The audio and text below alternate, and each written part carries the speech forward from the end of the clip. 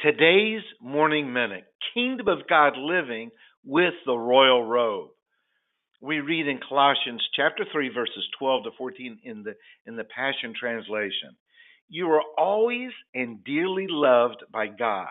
So robe yourself with virtues of God, since you have been divinely chosen to be holy. Be merciful as you endeavor to understand others, and be compassionate, showing kindness toward all. Be gentle and humble, unoffendable in your patience with others. Tolerate the weaknesses of those in the family of faith, forgiving one another in the same way you have been graciously forgiven by Jesus Christ. If you find fault with someone, release the same gift of forgiveness to them. For love is supreme and must flow through each of these virtues. Love becomes the mark of true maturity.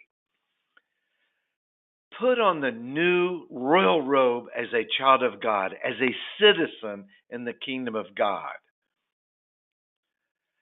Put on the royal robe of righteousness.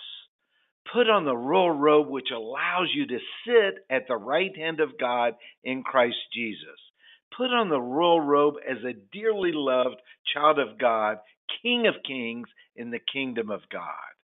Put on the royal robe as the heir of God and joint heir with Jesus Christ. Your royal robe has been fitted from the beginning of time. It fits you perfectly. It has been custom tailored by the master tailor himself. God loves you with an everlasting love. He wants you to wear the royal robe which he made and designed for you. Your sins have been forgiven as far as the east is from the west. You do not deserve to wear the royal robe based upon anything you have done.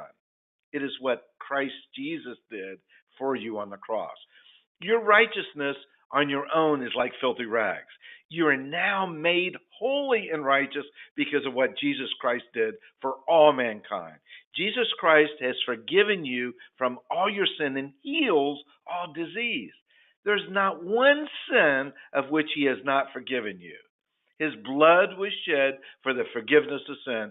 By his stripes you are healed, or were healed. You're now part of the royal priesthood. You're now a saint sitting on the throne next to your Father in the kingdom of God.